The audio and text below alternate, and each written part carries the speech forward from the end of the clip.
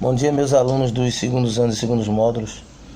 Nos vídeos anteriores nós falamos sobre o gás ideal e a equação de estado, né? Falamos que pressão está associada ao número de colisões que as moléculas executam, temperatura está executada a agitação das moléculas ou energia de movimento delas, o volume é o espaço que o gás ocupa, e N aí na equação que você está vendo, N1 e N2, é simplesmente o número de mols que nós temos, ou seja, cada mol é 602 sextilhões de moléculas, né? 6,02 vezes 10 elevado a 23 moléculas ou átomos. Então esse N aí é o número de mols, representa um pacote de moléculas do gás que está confinado, ou seja, dentro de um recipiente. O produto PV1 dividido por T1N1 é igual a uma constante, a constante universal dos gases. Eu estou colocando N1 e N2 nessa equação de dois estados de um gás ideal, em função de que a gente pode ter uma válvula para uma passagem, para você ter passagem de gases tanto para dentro como para fora do recipiente, mudando o número de moléculas, o número de mols.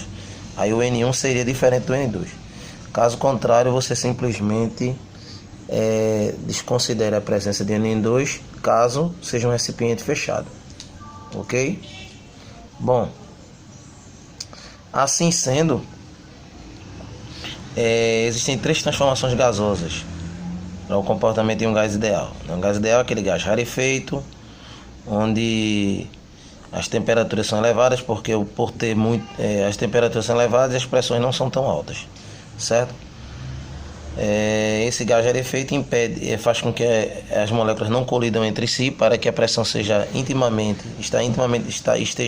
associada às colisões dessas moléculas com as paredes do recipiente no qual o gás está confinado. E essas colisões com as paredes são elásticas, e a gente minimiza o efeito das colisões entre as moléculas, deixando o rarefeito, né? Então, existem três transformações gasosas para esse gás ideal, que seria a transformação isobárica, isocórica e a isotérmica. A isobárica é quando a pressão é constante, CTE, é a abreviação de constante. Isocórica quando o volume é constante, CTE. E isotérmica quando a temperatura é constante. Bom, a isocórica também pode ser chamada de isovolumétrica, ok? A volume constante. Vamos imaginar três situações para essas transformações. Transformação a pressão constante, que é a isobárica, é quando o número de colisões dentro do recipiente nem cresce nem diminui, já que a pressão está associada às colisões. Se você aumentar a temperatura, elas ficam mais velozes, porque a temperatura é a agitação delas. Então elas podem provocar mais colisões nas paredes. Para que isso não aconteça, é preciso ter o quê?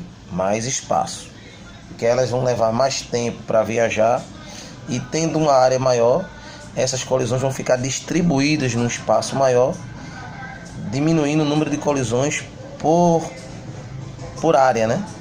Isso controla a pressão. Então, a maneira de controlar a pressão devido ao aumento de temperatura seria o quê? Aumentar o volume. Então, o controle da pressão representa de forma direta que, se aumentar a temperatura, teremos que aumentar também o volume para impedir que o número de colisões fique concentrada dentro desse espaço. Então, aumentando o espaço, aumentando o volume, você distribui as colisões de moléculas que estarão mais rápidas devido ao aumento de temperatura. Então, aumentou a temperatura, tem que aumentar o volume para controlar a pressão, já que eu quero que a transformação seja isobárica. Sendo a transformação isobárica, você vai simplesmente descartar a presença da pressão na equação, e a equação fica V1T1N1 P2. Opa, peraí. Ela fica assim. Deixa eu focalizar de novo a imagem desfocou. Focou. Então seria, tirando a pressão, V1T1 por N1, V2T2 por N2. Seria assim, certo? Se a transformação for isocórica, o volume é constante, aí você desconsidera a presença de V na equação. Fica P1 por T1N1 igual a P2 por T2N2. Manter o volume constante implica dizer o quê? Qualquer aumento de temperatura acarretará aumento de pressão. Porque uma vez que o espaço fica constante, que é o volume, moléculas mais velozes que é característica do aumento da temperatura vão causar mais colisões. Então a pressão subirá junto com a temperatura, nesse caso, na intenção de controlar o volume. Na intenção de controlar a temperatura seria o que? Não deixar as moléculas mais velozes. Se eu controlo a temperatura para que as moléculas não fiquem mais velozes, veja bem, eu teria que, de que forma eu poderia fazer isso se a temperatura fica constante e o volume, por exemplo, diminuísse? Eu teria que fazer o que?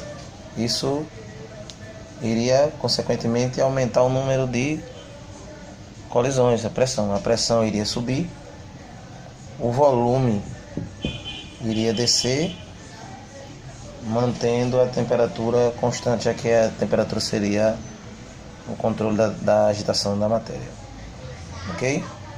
O controle pode acontecer o seguinte: qualquer troca de calor que aconteça no recipiente, esse calor seja liberado para o meio externo, de modo que ele não adquira energia suficiente para elevar sua energia interna e aumentar sua temperatura. Certo?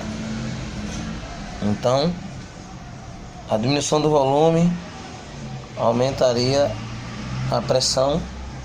Agora, essas relações isobáricas, isocóricas até, são sempre proporcionais, certo? De forma direta ou inversa. No caso da pressão e volume, inversamente proporcional. Se o volume aumenta, a pressão diminui. Se eles são inversamente proporcionais, a temperatura é constante. Porque o controle da temperatura faz com que, ao dobrar o volume, a pressão caia para metade, inversamente proporcional. Já as outras transformações de isocórica, ela acarreta uma proporção direta entre, que é o controle do volume na isocórica. O controle do volume acarreta uma proporção direta entre pressão e temperatura. Qualquer